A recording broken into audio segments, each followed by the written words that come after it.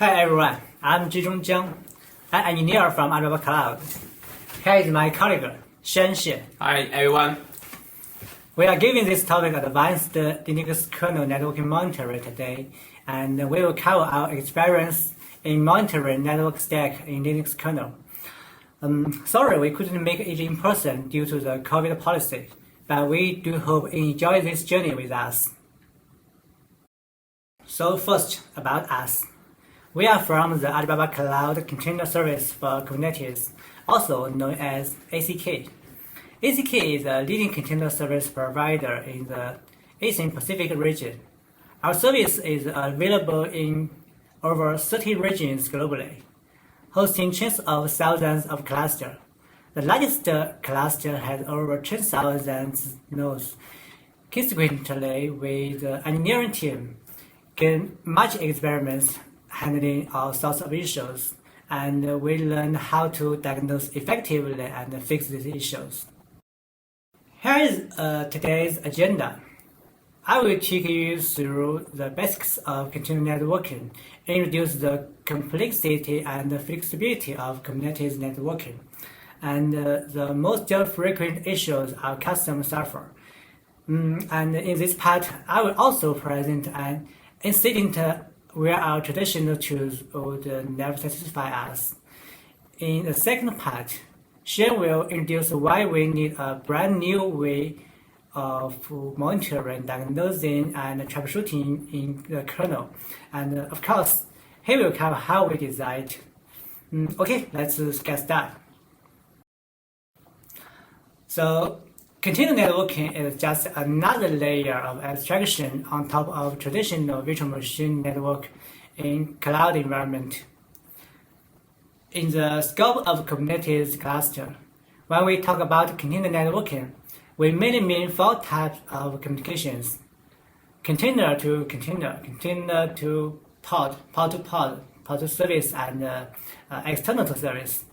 As you can see on the right-hand side, the black arrows show these communication directions. In addition to the basic connectivities, Kubernetes has offered us more. For example, the service and network policy. When we create a service, we define a logic set of pods and a policy to access them. If the application wants to reach bar, it only needs to know the service name, bar, instead of every bar pod. For example, bar 0, bar 1, and so on. And there is a network policy. A network policy allows you to specify how a pod is allowed to communicate with various network entities over the container network. You can either allow or deny a specific kind of traffic pattern.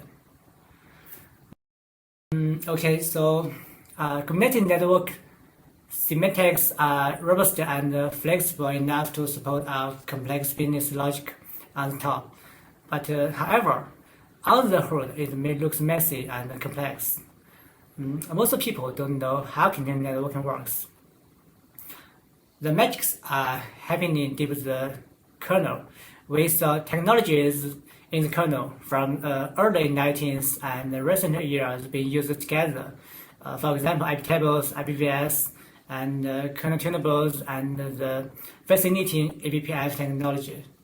So all those cool stuff are put together and holding up the container network stack. Most of the time, everything works, but imagine one day you happen to read an article about the Linux network performance tuning. The article told you a tricky.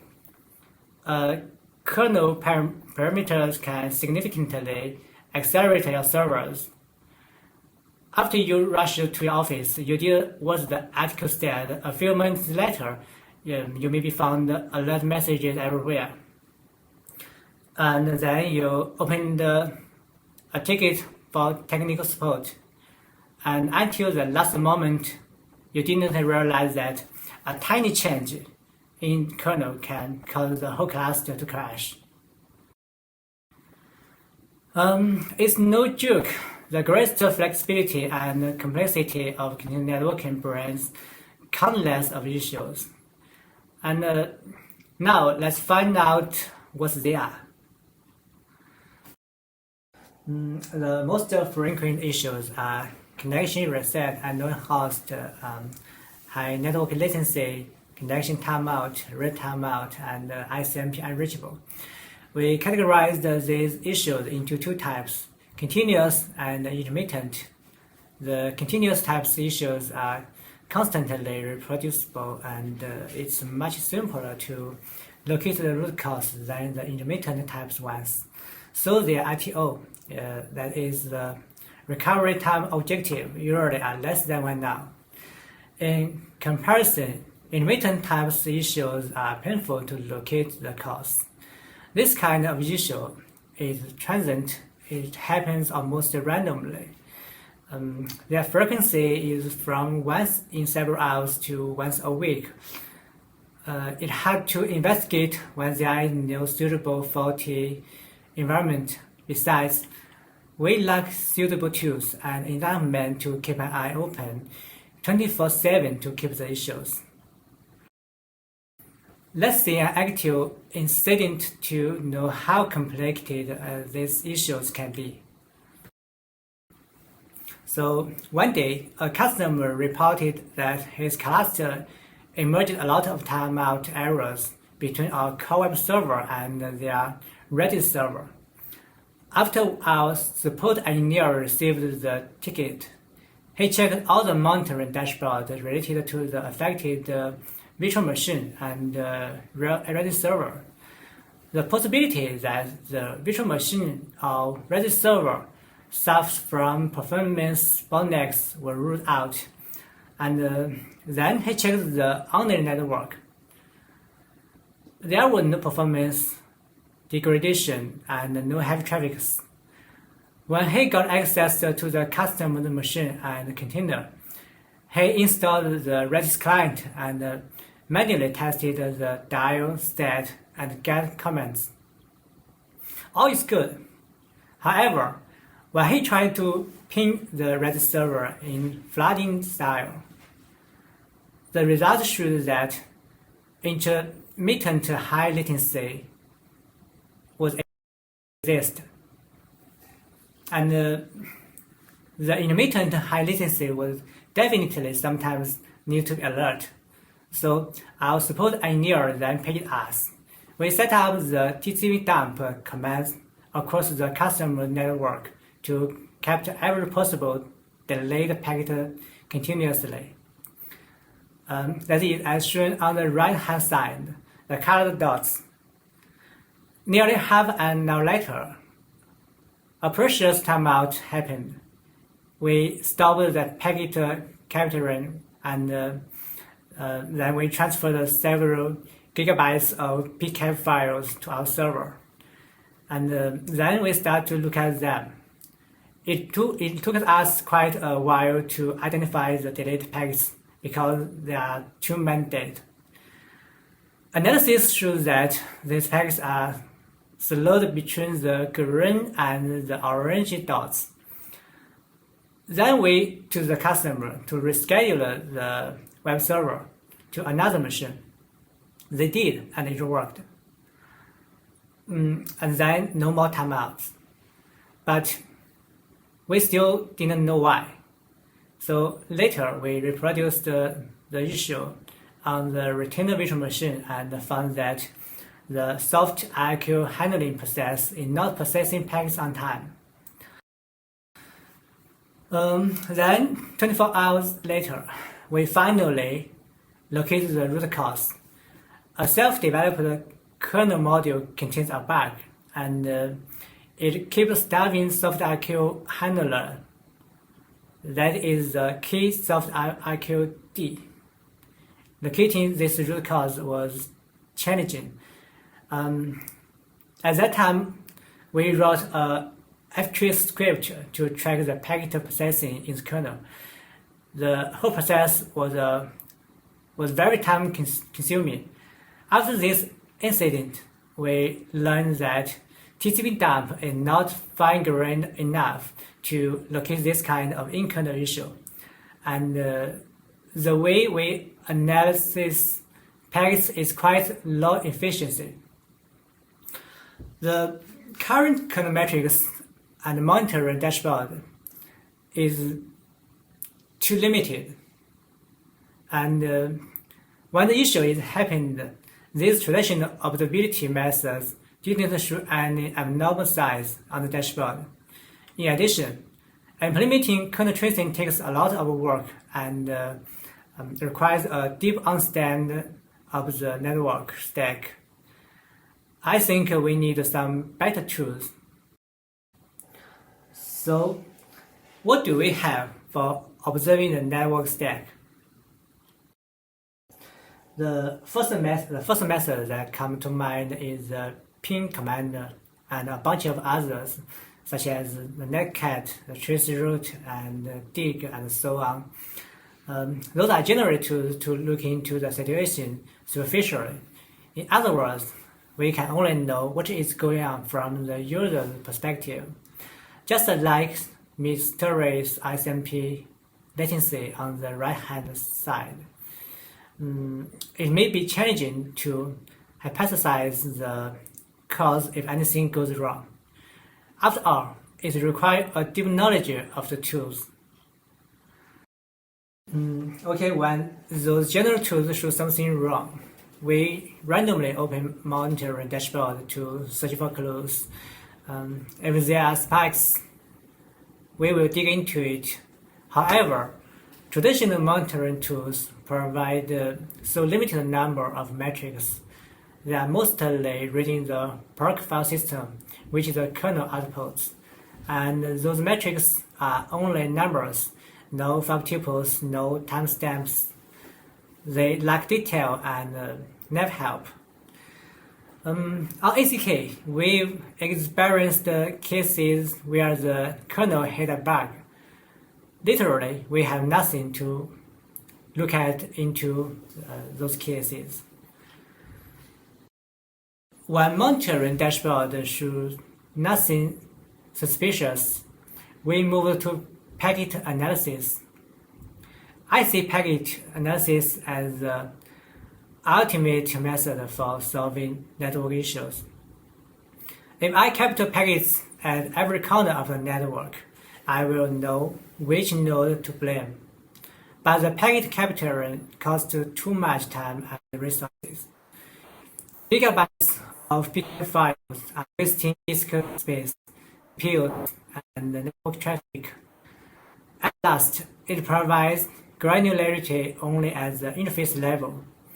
What if we want to investigate at the kernel function level? I think none of these traditional methods are easy to use and powerful. We ended up deciding to build our own. Our goal is something generic, lightweight, and fine-grained. So let Sean tell us how we build it. I was thinking before we introduce this tool, let's see what's inside the kernel first. So revealing the kernel network stack. So Linux kernel network stack has many layers. The user space is on the top, where our customer builds their business logic using programming language, frameworks, middlewares, gateways, and databases. The hardware is at the bottom, and for networking, that is the NIC network interface card. So the central part, that is our Linux kernel in the middle, bridges applications and the hardware. So this central area is the most sophisticated part. Starting from the lowest level, those devices drivers are in charge of sending and receiving data from the devices. So each device is specially programmed to be compatible with the device that connects to the computer. Sometimes there are drivers for virtual devices also. Just above the driver layer, we have the queuing part. Here, our packets queues for getting into the machine or leaving from the machine. Mechanisms like interrupts, software interrupts, and multi-queues work at this layer. Now the packets are getting closer to the user space. The TCP/IP protocols encapsulate or decapsulate packets accordingly. On top of the kernel part, the kernel provides a standardized socket API for applications to integrate. It is impossible to monitor the packets without understanding the details. So here is how Linux receives data. When Linux booted, the NIC corresponding driver gets loaded and initializes an area of memory for temporarily storing packets. This area of memory is also known as ring buffer area. So once the packets arrive at the NIC from the network, the NIC will copy the packet to the ring buffer via the DMA mechanism. Then generate a hardware interrupt. So our kernel driver knows a packet is available to receive. The kernel driver does many things like pulling packets off the ring buffer and waking up the software interrupts to process the data. Those incoming network packets get distributed around among the multiple CPU and transfer into the protocol via the netins action function. As said before, the TCP/IP decapsulated the packets all the way from the Ethernet layer to TCP layer. And after decapsulation, the data queues at the receive queue of sockets. On the top, our applications will be calling our receive function to receive data from them. Among all the steps in the receive directions, many things can go wrong. First of all, busy traffic. So when applications are busy, they often suffer high latency from a full listen queue or full socket buffer. If a listen queue is full, the servers will not be able to accept any new coming connections, and client connection timeouts happening in this case. And when a socket buffer is full, it is likely the case that our applications is having some trouble consuming the data. Or it might be the clients sending too much data. Second, too many rules. The kernel traverses iptables rules when packets are flooding in. So if the server had thousands of iptable rules, it would significantly to slow down the packet receiving. Third, software interrupts. They are delays by design. Soft ARQ handlers are designed to avoid starving the CPUs when packets keep flooding in. This mechanism may introduce a maximum 2 milliseconds latency. Besides, the soft ARQ handler can be stopped by other threads. So if soft ARQ doesn't get enough CPU time, the packets will be delayed. Fourth, limited buffers. The kernel would initialize limited memory space for data transferring between the network devices and drivers. So packet dropping happens when the server is very busy in this area. When application sends data, it first creates a socket by calling the connection function. Then it calls the send function to transmit data to the opposite side of the connection. The create and send function are provided by the socket API, the same as we discussed as to receiving data just now. The data queues at the socket and gets encapsulated by the TCP/IP as well. As you can see on the diagram, there is a text box named net filter. This is where the net filter subsystem lies. Kubernetes networking semantics, like the service and the network policies, are all configured as ipvs roles, iptables roles in this subsystem. So when the machine has multiple CPUs, usually the packets will get distributed evenly to this CPU. Again, there goes the queuing part. You may have heard of the QDIS, the queuing discipline. So people use the tc command to configure these queuing disciplines for quality of service purpose. So this queue disk will transmit the data directly or handing it over to the software interrupts. Eventually, the data goes to the drivers. The driver then signals the device to transmit the data. It returns later when the transmission is done and tells the kernel to free the memory. So there might be also be like a lot of problems with the sending data direction. So first, misconfigurations. Many Kubernetes users love to optimize or securing their system by applying tricks found on the internet. So some tricks are just not correct. So these people don't have second thoughts or what the trick is, so they just apply them directly to the cluster. This habit often leads to network downtime. Secondly, capacity. The net filter framework uses a connection track mechanism to increase network efficiency, but the contract table limits the number of its items. So sometimes you may see contract full messages in the kernel log. This is the case where you hit the capacity. Third, quality of service policies. So some software sets up QoS policies which may lead to packet delays on droppings. So our goal is to use the tool to help us locate various network issues. In order to achieve this goal, we should first determine what issues, what are the potential causes, and then most importantly, how to build a monitor to determine whether the corresponding reason happened. So let me take the TCP connection timeout as an example. So there are many reasons for this kind of timeout. The network being cut, the servers being closed. Sometimes the reasons can be complicated, like the server-side connection queue being full, or there might be iptables rules configured to reject those traffics for security reasons. There may be even the case that the server load is too high, which will cause the client to time out. So the fault may also cause many different issues, such as the CPU throttling, which may cause the TCP connection to timeout, or the TCP read or the TCP write to timeout. So we also need to aggregate the causes of these issues to find out the minimum set of causes that need to be monitored.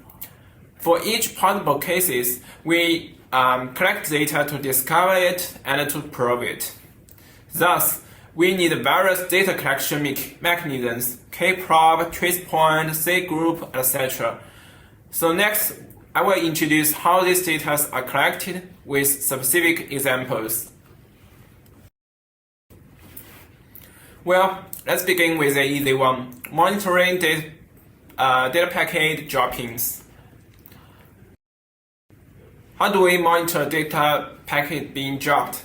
In real life, if we want to monitor what kind of rubbish is being dropped, we wait at the trash bin side to watch people throwing garbage into the bin. In the kernel, we can sort of do the same thing by looking at the trash bin of packets, the k-free skb function. Whenever the kernel network wants to drop a packet, it passes the kernel packet, the packet object, the skb, to the function, to this k-free skb function.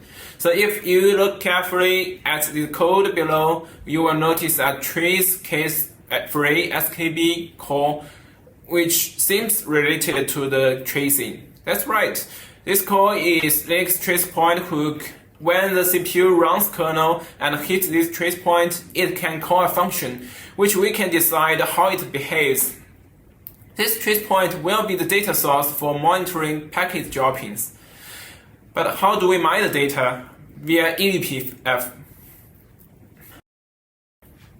So ipvs to Linux is like JavaScript to HTML. So ipvs is a mechanism that allows us to insert tiny programs into the kernel. It is safe, efficient, and easy to implement it. You don't need to worry about crashing the kernel. It can touch to the kernel data sources like the trace point we just mentioned, mine the data and send it to the user space. The diagram below shows how the monitoring works. We insert a tiny eBPF program into the kernel. As you can see in the lower center area, the tracepoint type eBPF program attached to the key-free skb tracepoint. When the key-free skb function is triggered, the eBPF program gets called. So in step 2, the eBPF program would save the current stack trace to an eBPF map on the right-hand side. In step 3, the eBPF program reads the data from the packet structure, that is the skb, the socket buffer, and create an event containing the protocols, source IP, destination IP, stack ID, etc. Then it sends the event data to the eBPF map of the event array. So these two maps are now readable from the user space. Then in steps 4 and 5, our user space agent reads the perf event from the event array map and the corresponding stack trace from the stack trace map on the right-hand side. Finally, a data processor module merges the data of the event and the stack trace, uploads the data onto the log store and Prometheus server to persist those data.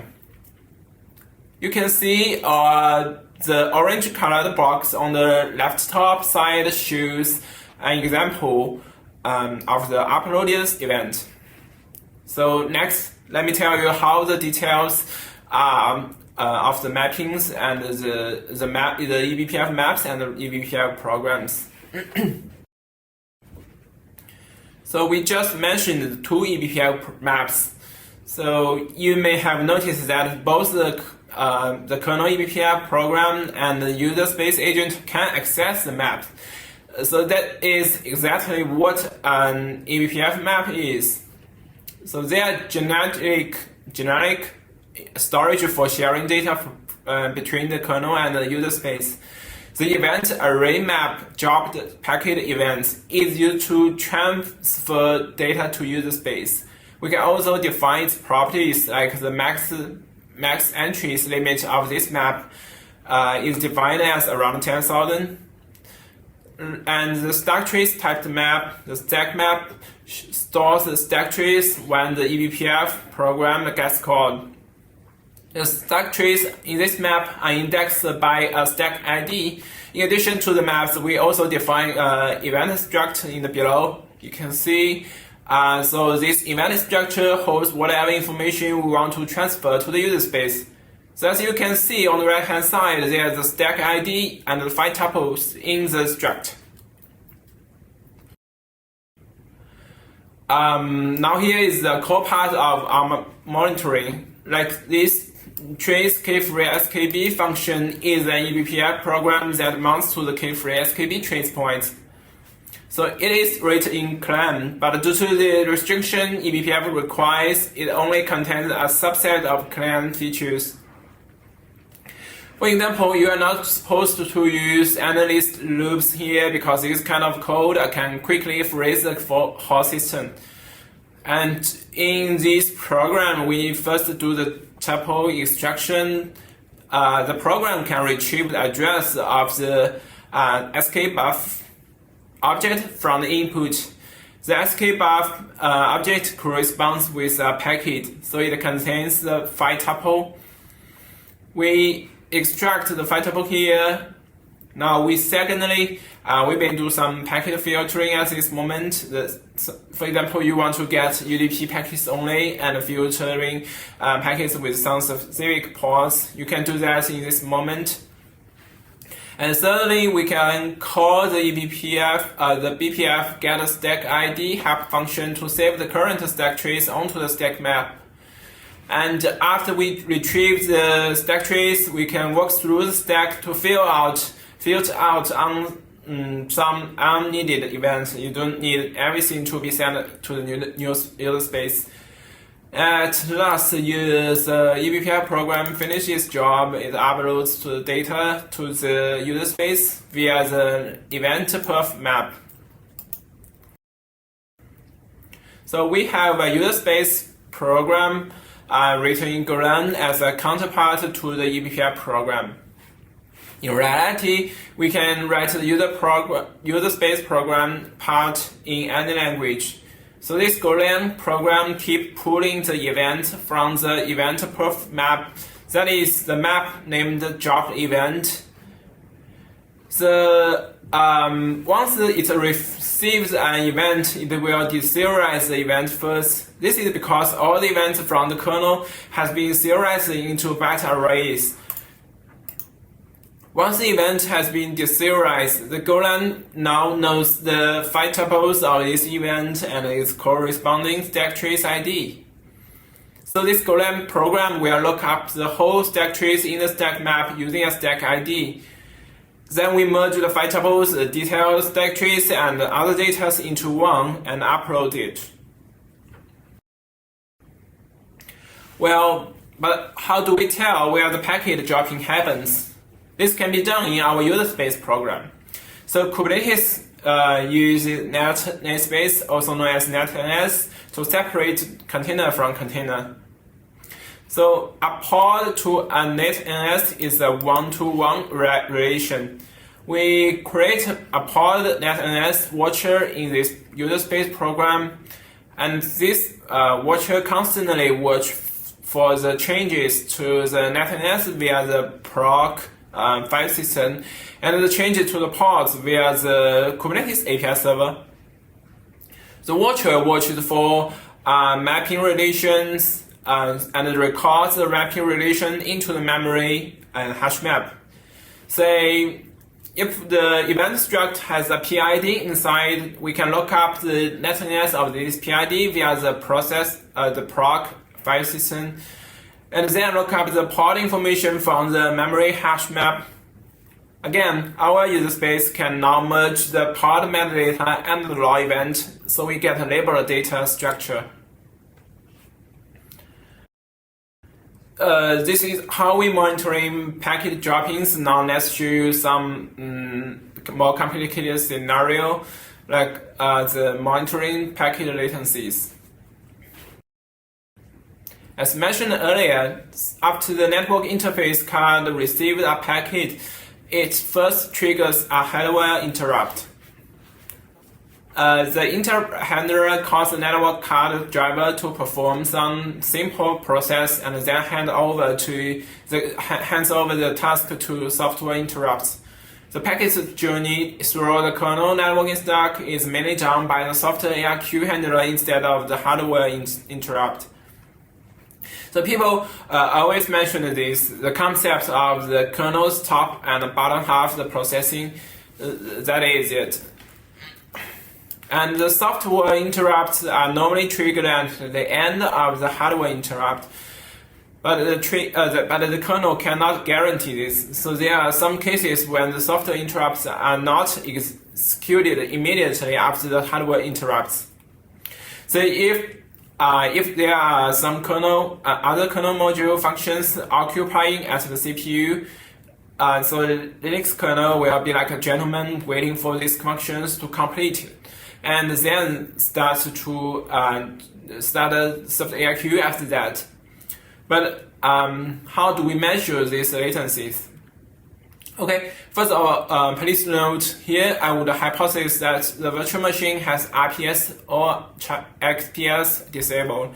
So the ARQ and the soft ARQ handle packets at the same CPU. The execution order of these two is serial by this hypothesis.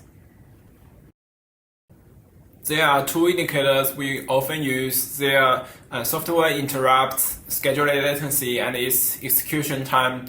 For scheduled latency, the incidence we shared at the beginning was a typical case because a customer builds a kernel module that executes for a long time, occupies the CPU, the software interrupts doesn't have the chance to be scheduled. As for execution time, well, we met some net filter modules that are not well implemented, and the so the soft ARQ executes for a very long time. Today we try to measure these two latencies with 3 trace points. So we already know the ARQ handler handles the incoming data first. So during this handling, the ARQ handler will call the NAPI schedule function, which triggers as release soft ARQ off consequently. The release function is like telling the kernel, well, I've done my part, please tell the soft ARQ to do his job. And then, as you can see in the soft ARQ handler C code, it does the netns action function to do the heavy work. So you may have found there are 3 trace points in these 2 code snips. So we can calculate the 2 indicators by simply calculating the time difference between these 3 trace points. So the time difference between the raise soft ARQ and the soft ARQ entry is the scheduling time. And the time difference between the soft ARQ entry and the soft ARQ exit is the execution time. Easy math, right? The measuring method of these 2 latencies are almost identical. Let me show you how to do it on schedule by the scheduling latency case. So this time we have 2 eBPF programs. The first one, the raise handler, is mounted on the soft ARQ raise trace point. Once called, the raise handler will check if the soft ARQ vector number to see if this is a network-related interrupt. Then the raise handler will save the current time in nanosecond to a per CPU array map indexed by the CPU ID. The current time is obtained from the eBPF helper bpf k-time getNS function. A per CPU map avoids contention among multiple CPUs while the map is being accessed. In addition, we'll also record the process ID, which helps us to know what is currently occupying the CPU, although this is not always correct. The second eBPF program above the entry handler gets called when the kernel hits the soft ARQ entry trace point. It again gets the current time via the eBPF helper and the saved time from the per CPU array map. So it then does a simple math by calculating the current time minus the saved time equals to the time difference. And the time difference is what we want, the scheduling latency. So the orange box on the top shows the example result. The eBPF program generates an event including everything, the CPU, the process, the latency. The event is then passed to the user space through the perf event array map. The user space program performs further processing, usually including correlating the node information, the port information, and uploaded it into the Prometheus and the log stores. But due to the large number of soft ARQs, we cannot transfer latency each time when a soft ARQ is triggered. Otherwise, the amount of data and the computing resources on that machine consumed will be inaccessible. So, thus we only need to pay attention to the latency with the exceptional long value. We will calculate an average value and the range of 3 sigma in its corresponding user space program. So then the entry handler will filter out latencies in this range so we can keep our overheads minimum. And since this range calculation is implemented in the user space, we can always tune it in different cases. We now seem to have everything we need, but how do we make use of this data? So we categorize the data into events and metrics. So first, events. An event provides detailed fields with labeled data, and those labels includes Kubernetes namespace and Kubernetes pods. Events are extremely helpful when the issue can be easily reproduced, and its rich labels aid the